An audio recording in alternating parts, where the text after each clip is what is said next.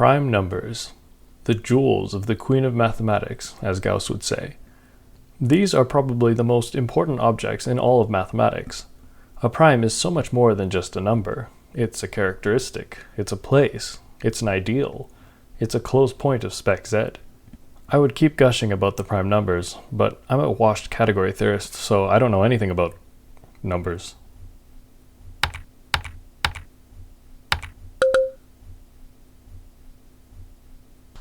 So, what is a prime number? Well, I'm glad you asked. A non-zero p is prime if, whenever it divides a product of things, it must divide one of those things. But gee, some of you say, I thought being prime meant that the only divisors of p are 1 and itself. What is this, kindergarten? Those are irreducibles, not primes. Anyway, the goal today is to calculate the largest prime I can in under a second. More specifically, the challenge is to implement a function that can compute the nth prime for any sufficiently small n as efficiently as I can, and then see how large of a prime that function can find within a second. I have to phrase the challenge this way, or else someone's going to leave a comment saying that I can just look up the world record largest prime number known, and then implement a function that just prints that number. The point is to have a dynamic function that can essentially index into the sequence of prime numbers. Moreover, I will also abide by another ground rule: no pre-computations. It's not the point of the challenge to build a data center in my basement, so I can't just pre-compute prime numbers or any other data prior to program launch. I have to compute everything dynamically. Now, you might think you're being clever or something by saying how the program is technically pre-computed data, and you're right, but I'm not going to write up an entire legal document outlining the constraints and definitions of this challenge that only I am participating in. Oh yeah, one other thing. I am going to zero index the sequence of primes. If pivoting into industry was somehow not enough to shun myself from the mathematical community, this awful convention surely will. But it does come with one incredible advantage when you see it. Click the circles. Alright, with all the ground rules laid out and all objections from viewers ignored, let's get going and compute some primes. The simplest idea for computing the nth prime is to just go through the integers one at a time and count primes until I hit the one that was asked for. Unfortunately, the definition of being prime is difficult to computationally verify. Luckily for us, the ring of integers is a unique factorization domain, so this means that primes and irreducibles are the same thing. Okay, I'm sorry. I was young and proud. I know better now. Please, can we just get back to the prime numbers? Okay. Here's the simplest way to check if some positive number p is prime, or irreducible. First, we check if p is strictly less than 2. If it is, then it's too simple to be simple, so it's not prime. Otherwise, we begin looping. In the loop, we start with the possible factor 2. If the remainder after dividing p by the factor is 0, then we have found a non-trivial divisor of p, so p is not prime. Otherwise, we increment to the next factor and go back to the beginning of our loop, this time using our new value as the factor. Once the factor is larger than or equal to p, then we have exhausted all candidate non-trivial divisors and came up dry, so we can safely conclude that p is prime after all. Any questions? What the f*** is this? Seriously guys, if you want to deserve the merci d'avoir regardé, you need to avoir regardé. This is LLVM intermediate representation. If you don't know what that is, you could either support this mom and pop's channel, merci d'aller regarder, or I guess you could ask your compiler. But gee, I hear you say, how do I know you didn't just ask your compiler? You can find all of the IR I painstakingly handwrote on my GitHub and see for yourself that the shape and form of the IR is nothing like what would have been created by Clang or Rust-C or any other LLVM frontend. Moreover, for the record, I'm not using the C runtime nor am I linking against libc either. Anyway, enough beating around the bush. Let's see how we do. The 11,319th prime. Well, that's a lot better than that time we found the 30th Fibonacci number. Well, now that I've mentioned the Fibonacci video, let me address a comment that I got way too much there. You may notice that the runtime is on the vertical axis. If you took science in high school and then proceeded to stop ever learning after that point, you may think that this is a strange choice, since time should always be on the x-axis. Let me be clear, there's nothing wrong with being wrong, but when you're confidently wrong, that's when it starts to be a problem. I know your high school teacher taught you better, and taught you that the horizontal axis is for the input variable, while the vertical axis is for the measurement or output. I'll let you think about why the prime index is the input in this experiment. Anyway, back to our prime numbers. This is called the naive iteration method for a reason. This is only the beginning. If you observe that whenever a and b are larger than or equal to c, then a times b is larger than or equal to c squared, you come to realize that if we cannot find a non-trivial divisor of p that is smaller than the square root of p, then p is prime. Therefore, we only need to check consecutive factors until the square of the factor exceeds p. With that almost trivial optimization, we have gotten 30 times further, hitting the 343,620th prime. Obviously, the natural next step is to hyper-optimize our primality test. Enter Miller and Rabin. That's right, while the naive primality test is linear in the input and our simple observation cuts it down to the square root, Miller-Rabin only grows logarithmically in the input. Booyah! But gee, I hear you say, O of log p Miller-Rabin is a probabilistic algorithm. If you're out of the loop, the Miller-Rabin test works as follows. First, we write p minus 1 as 2 to the s times d, where d is odd. Then, we randomly select some a between 1 and p minus 1. If a to the d is not 1 mod p, and a to the 2 to the r times d is not negative 1 mod p for any r between 0 and s, then p is definitely not prime. Otherwise, p is probably prime. We need to rinse and repeat with other a's until we're reasonably confident p is prime. By the way, if it bothers you that I'm not using the triple bar sigil for modular equivalence, here's an olive branch. Anyway, if p is not prime, then at least 1 in 4 possible choices for a will trigger step 3, so the randomized algorithm is pretty reliable. If you hate gambling, then you'd be happy to know that if p is between 2 and 1,122,004,669,633, then p is prime if and only if the Miller-Rabin test passes for the a's equal to 2, 13, 23, and 1,662,803. Et avec ça, we pass the 480,000th prime. But gee, you say, doesn't hard-coding Yeshka's magical constants violate your no precomputation rule? That's a very deep philosophical question. Fortunately, as with many deep philosophical questions, time will render it completely irrelevant. I'm sure the cognoscenti were thrown off the rails a bit when I used Miller-Rabin. Hyper-focusing on optimizing the primality test makes it easy to forget that what we're actually trying to do is find the nth prime number, not check if an arbitrary integer is prime. While isolating problems can be a useful theoretical technique, optimization benefits from seeing the forest for the trees. While it is certainly true that any number with a non-trivial divisor is composite, the globality of the problem of finding the nth prime means it's beneficial to flip this observation on its head. Any non-trivial multiple of an integer cannot be prime. This encourages us to look at subfunctors of representables, also known as sieves. The main idea is to look at the list of integers all at once and knock away the composites as you learn about them. After tossing away 0 and 1, the next integer we find must be prime, so we record that and then mark all of its multiples as composites. Then we repeat.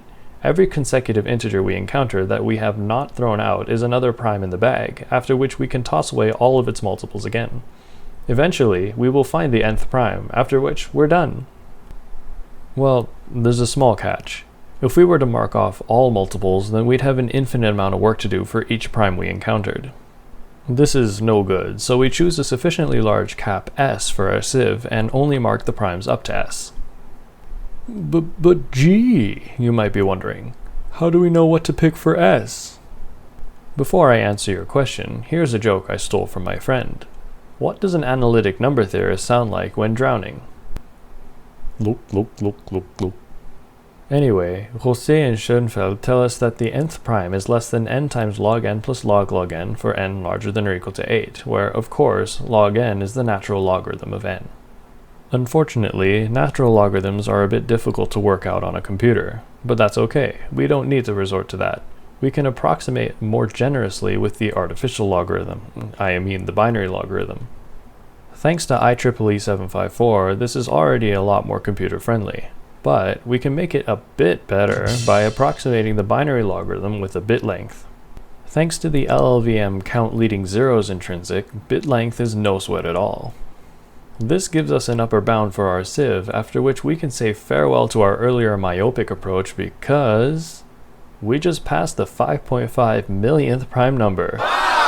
You might be wondering why I labeled this plot as the sieve of naivete and not, well, the sieve of Eratosthenes. This is because this more naive implementation, while much faster than I expected, misses a very obvious optimization. Can you see what's wrong with it? Yeah, it's written in LLVM IR. The problem is in the mark block, which we reach every time we find a new prime p. This block comes just before a loop where we mark all the composite multiples of p, and the marking starts off with p plus p. If you don't see what's wrong with this, let's rerun the sieve, but this time I'm going to use blue crosses to indicate that a number we already know is composite is being marked redundantly. Just like the Albertan election map, we see more and more blue as p increases, which means that we're doing more and more unnecessary work. While some blue is inevitable, we can at least get a proper head start. Since the sieve identifies prime numbers in increasing order, a composite number is marked by the sieve once we find its smallest prime divisor. This means that when we find a new prime number, the first unmarked composite number must be p squared, not p plus p. With a minimal change to our implementation, we leap ahead to the 7.5 millionth prime number. By jumping forward to p squared, we can see that we've cleared up at least the wasted front load of effort. Actually, after 11, we don't even mark anything at all.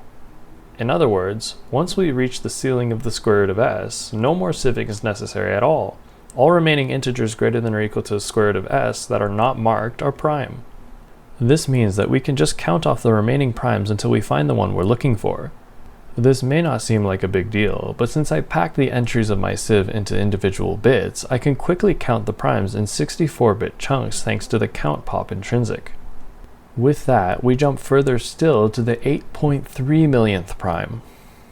Of course, none of our modifications to the sieve of Eratosthenes have made any asymptotic improvements, but every optimization counts when you have a short time limit.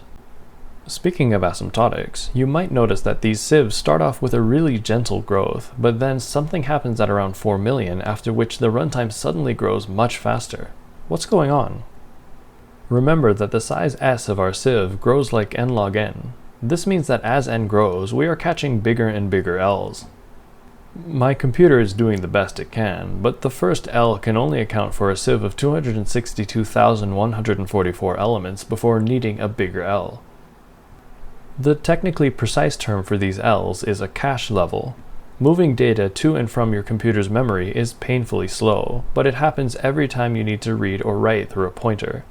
Since memory access is an inevitable part of a program, I mean even reading the next computer instruction requires loading that instruction from the program counter, your computer tries to save some of the data you load into caches so that repeated loads won't force you to go all the way back to RAM every time.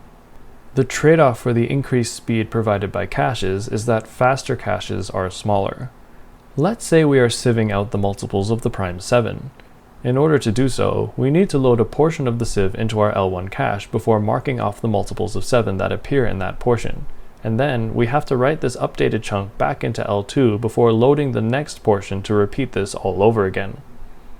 While this may not be ideal, we can see that reading from L2 is a few times lower than from L1. However, although L2 is bigger, it still only fits a sieve of size 4,194,304. After this point, we need to reach into L3. This is when our runtime graph starts to grow rapidly, and L3 read is up to 20 times slower than an L1 read. This motivates trying to do more in our L1 cache before we write the results back to main memory. Rather than sieving out multiples for a fixed prime for every segment in order, we can take all smaller primes we need so that we can sieve out all composite numbers in a fixed segment before moving on to the next segment. Then when we write that segment back into the larger cache, only the prime numbers will be left behind. But hang on, if we're only interested in the nth prime, why bother writing back at all? We can just populate segments as we need them, count the primes, and then throw that segment away. This leads us to the so-called segmented sieve of Eratosthenes, and just look at that clean dub. Now we're sitting comfortably at the 22.8 millionth prime number. Nice! Segmenting our sieve definitely makes our computer happy, and making our segment hold 262,144 sieve entries definitely makes the most of our 32 kilobyte L1 cache. But I know what you're thinking. Why don't we make our segmented sieve 87.5% less memory efficient? Currently, every single bit of our L1 cache represents an individual integer in the sieve. While this is definitely memory efficient, it actually takes a bit of work to write an individual bit to memory. This is because bits are not individually addressable on modern computers. By definition, the smallest addressable unit of memory in a computer is called a byte, and the de facto convention nowadays is for a byte to consist of 8 bits. This means if I want to set a single bit from memory, I have to read an 8-bit chunk that contains this bit, modify the bit, and then store the entire byte back into memory. On the other hand, if I use an entire byte for a sieve entry, then setting the entry to true only requires overwriting the memory location with a 1, and this doesn't require reading or any bit operations. This might seem trivial, but jumping up another 11.7 million is nothing to sneeze at. Given how clean the segmented sieve of Eratosthenes is, it'll be difficult to do better. However, I'm not out of ideas that other people have come up with. Segmenting our sieve of Eratosthenes helps with cache efficiency, but we're still doing redundant work. As you can see, we're still repeatedly marking composites, and surely this can be avoided. For example, we know that every even number greater than 2 is composite, so why even bother with even multiples? More generally, whenever we discover a prime p, the only multiples of p that need to be marked by the sieve are of the form c times p, where c is not a multiple of any smaller primes. If we let ck denote the set of positive integers that are not divisible by the first k primes, then once we find the kth prime, a maximally efficient sieve would only mark off the set ck times pk. But gee, you say, these ck are infinite sets. This is true, but they're not that infinite. For example, look at the set C2 of positive integers that are coprimed to 2 and 3. This set has a clear pattern which repeats with a period of 6. This observation holds more generally. The kth set is periodic, and the period is the product of the first k primes. This means if we know all of the elements of ck that are less than pi k, then we can easily recover the rest of ck. This finite initial portion of ck is called a wheel and is denoted wk. Here's the first handful of sets and their associated wheels. Essentially by design, the first integer that comes after 1 in these sets is the next prime pk. Therefore, we can construct subsequent sets by repeating a simple process. First pull out the second element of our current set, which is the next prime, and then remove all multiples of this prime whose coefficients come from this set. The generation of subsequent sets gives us a maximally efficient sieve in the sense that the composites are only removed exactly once. This is the idea behind the sieve of Pritchard, though this approach to sieving has also been derived by others like Mersenne, Gries, Misra, and of course, Euler. The encoding of these sets as wheels is part of the novelty of Pritchard's implementation.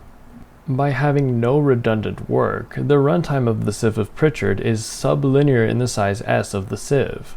I'm super stoked to see where this sieve takes us.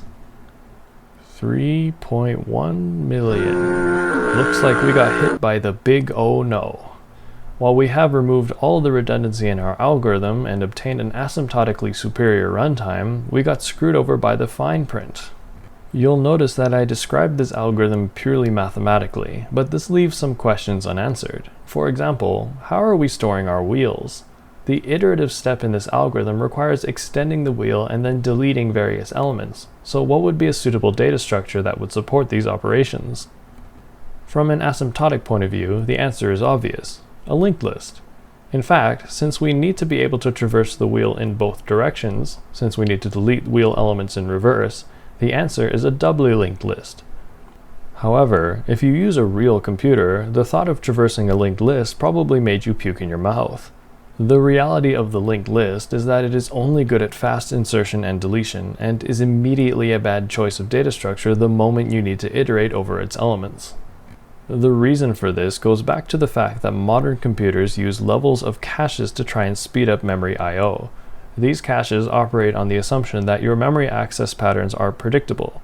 The caches will work greatly in your favor if you repeatedly access similar memory locations. The problem with a linked list is that it is a sparse data structure. Elements of a linked list will be in effectively random locations. This means that walking over a linked list requires jumping all over your computer's memory. Having strided and predictable memory accesses can work wonders for performance, so if we want to iterate over our wheel efficiently, we need to pack its elements into a contiguous array. Unfortunately, this means deletion is no longer free. Each deletion would cost linear time. However, given how often we need to perform deletions, we can reduce the cost by postponing when we do the wheel compression until after all the multiples in a given iteration are deleted. This significantly improves the sieve of Pritchard, and now it outperforms the original sieve of Eratosthenes, getting past the 16.7 millionth prime. Unfortunately, given how quickly successive wheels grow, we're still outdone by the efficient cache utilization of the segmented sieve. That or I completely botched the implementation of the sieve of Pritchard. Either way, fully committing to using wheels may not be the best approach for this challenge. However, we can try to use a smaller wheel to bootstrap our segmented sieve. After we sieve the first prime p equals 2, the only integers we're interested in sieving are the odd ones, so we could quicken our subsequent sieving by only looking at odd multiples. More generally, if we had a relatively small wheel, such as W6, we could sieve with subsequent primes p by only looking at multiples of p generated by this wheel, skipping many redundant multiples, and saving a constant factor of time. As a technical note, stepping through the relevant multiples of a prime p can be done more easily by creating a set delta 6 of consecutive differences. It would be great to pre-compute the wheel and its induced consecutive differences set. Too bad pre-computing anything is against the rules. This means we have to compute this stuff dynamically up front before proceeding with the segmented sieve. That's okay, I guess. Anyway, since W6 has 5,760 elements and covers a period of 30,030, this means we're processing less than 19.2% of the multiples processed by the segmented sieve, pushing us all the way to 2 million further. Oh, you know what's wrong? I've been using an entire byte of memory for each entry in the sieve. That's 7 wasted bits per entry. We should only be using 1 bit per entry. But gee, you say. It was literally you who chose the 8 bits per entry because you said it would be more efficient. What kind of stupid name is Yoo-hoo? But anyway, it was more efficient. It's just that things are different now. I mean, what can I say? Tuning for performance isn't easy. Anyway, the numbers speak for themselves. By packing our segments to have the most information possible, we leap ahead 10 million. The corresponding prime number is a smidge below 1 billion. If you're still here, thank you for watching. If you like what you watched, there is a primal way to express that somehow. If you didn't like what you watched, but gee, you say, you promised us you would hit the 1 billionth prime number. This is not even close. I mean, in all fairness, it's 5% there, so it's somewhat close. Isn't a prime number whose value nearly 1 billion good enough? No? Okay, well, I've got one more trick up someone else's sleeve that I can use. If you look at the segmented sieve, we sieve every segment consecutively and in its entirety. But if the segment doesn't contain the prime we're looking for, we toss the whole thing out and do it again. What if we knew which segment had the prime we're looking for? Then we would only have to sieve that one segment. Think of the savings. I've already mentioned before that the nth prime is bounded above by n times log n plus log n, but it's bounded below by a very similar expression. In fact, Dusac gives us an even tighter bound. Computing this lower bound won't be so simple as coarsely approximating it with bit length. But the natural log is nicely about 69% of the artificial log, and x86 provides us with an instruction whose specific purpose is to compute y times the binary log of x. We can therefore calculate the natural logarithm rather efficiently using this intrinsic. You may be wondering why I'm not just using the LLVM intrinsic specifically designed for computing the natural logarithm, and the reason is because LLVM just generates code that calls the libc function. but I don't want to depend on libc. Anyway, I'm getting derailed. The point is that we can reasonably approximate which sieve segments will hold the nth prime. To take advantage of this knowledge and fast forward past the unnecessary middle steps, we need to make sure we have a couple of things: all of the sieving primes and how many primes we've skipped in total. In the segmented sieve, only the first few segments are needed to collect all the primes necessary for sieving. Every other intermediate segment exists solely to count primes. Sieves are particularly well suited for collecting primes, so there's no way around running the first few segments of the sieve to collect the primes we need. As for the rest, we'll count the primes some other way. In the number theory business, the number of primes below a number x is denoted pi of x. Our goal has now changed to efficiently calculating pi of our final sieve segment's lower bound. Written in this way, the problem may seem rather impregnable, but we can use a combinatorics trick and introduce auxiliary functions phi of x and a, which count the number of positive integers below x that are not divisible by the first a primes. It's clear that phi is somewhat related to pi, but it might not be clear how. Luckily, we just apply that combinatorial trick again, introducing auxiliary functions pk of x and a, which count the number of positive integers below x that are not divisible by the first a primes, and decompose into a product of exactly k primes. It's a good thing that this isn't a live lecture, or you wouldn't have the ability to pause. Anyway, by definition, phi is just a sum of all of these pk. So far, we've done a lot of nothing, but let's compute these first two terms. P0 of x and a counts positive integers that are a product of 0 primes. There's only one such positive integer, 1. So long as x is at least 1, this means that P0 of x and a is always equal to 1. That's just a warm-up. P1 of x and a counts positive integers that are product of exactly 1 prime. This means that P1 is counting primes, minus the first a primes. Altogether, this gives us a formula for pi of x. This may not seem helpful yet, since we have what looks like an infinite sum, but the pk's on the right will go to 0 if k is big enough, and big enough is determined by a. For example, if a is larger than pi of the square root of x, then pk of x and a is 0 for all k greater than or equal to 2. Our formula collapses to this nice recursive formula for pi of x, which is attributed to Lagrange. From here, it remains to compute phi of x and a. This can also be done with some recursion. I could explain this part in words, but I know you either know enough that this makes sense already, or your eyes have glazed over well before this point. You can always learn LLVM IR and read my source code if you really want to know how I did things. If you're asleep, you can wake up now because we just hit 1 billion, baby! If you still don't like what you're seeing, book an appointment with your optometrist. I want to thank my wife, who doesn't even think this is much of an achievement, my algorithms professor, who might be watching this video, and of course, the fan who's always had my back.